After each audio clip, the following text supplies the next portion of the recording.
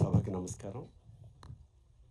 ఏం లేదు, నాకు కూడా వేరే ప్రోగ్రాం ఉండడం వల్ల ముందే రిక్వెస్ట్ చేశాను, రాగానే నన్ను మాట్లాడి పంపించవలసిందిగా. శివశంభో వేదిక మీద ఉన్న కొంచెం జరగండి స్వామి. వేదికలు అలంకరించిన పెద్దలు, మా గోరేటి వెంకన్న గారు, మిగతా మిత్రులు,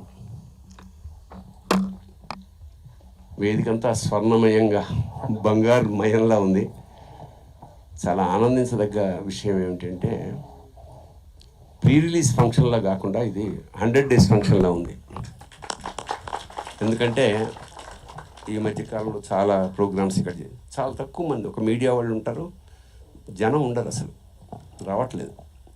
అలాంటిది ఇంతమందిని సమీకరించి, ఇంత పెద్దల్ని సమీకరించి ఈ కార్యక్రమం నిర్వహించడం చాలా పాజిటివ్ వైబ్రేషన్స్ ఉన్నాయి, టైటిల్తో సహా.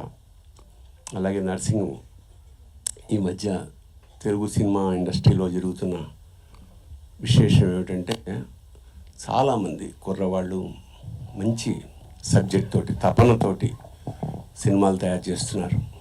పాపం వాళ్ళకి సరి అయిన వేదిక దొరకట్లా. వాళ్ళ కంటెంట్ బలంగా ఉంటే ఇవాళ ఏ సినిమా అయినా సక్సెస్ అవుతుంది. పెద్ద హీరోలే రావాలన్న ఇదేం లేదు. అంచేత ప్రతిభావంతులైన దర్శకులు వాళ్ళని ప్రోత్సహించి, దూరవేటి గారు సాహితీవేత్త, ఆయన ఛందస్సుతో పద్యం రాయగలడు. ఆయన పరిచయం తర్వాత నాకు తెలిసిందన్నమాట. చాలా బ్రహ్మాండంగా మొత్తం డైలాగులు, ఇందులో ఒక సాంగ్ కూడా ఉంది, నా మీద పిక్చరైజ్ చేశారు. అలాంటి సాహితీవేత్త ఇవాళ నిర్మాత నాకు ఇప్పుడే తెలుస్తుంది. మీరు ఆయన నిర్మాత అనుకోలేదు నేను. దర్శకుడు వారుగా పాపం చాలా కష్టపడి, అంత గతంలో సినిమా చేసిన చాలా వ్యయ ప్రయాసలకు నిజంగా వ్యయం.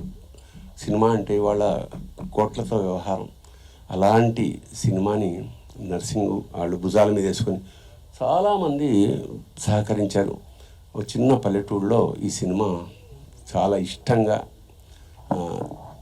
చేయడం తటస్థించింది.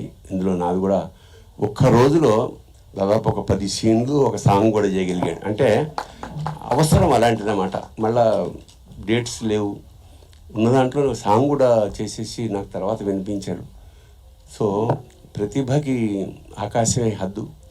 ఖచ్చితంగా దీన్ని మీరు నర్సింగ్ని, నిర్మాతని, దర్శకుడిని, మిగతా ఆర్టిస్ట్ని కూడా తప్పకుండా ఆదరించాలి, ఆశీర్వదించాలి.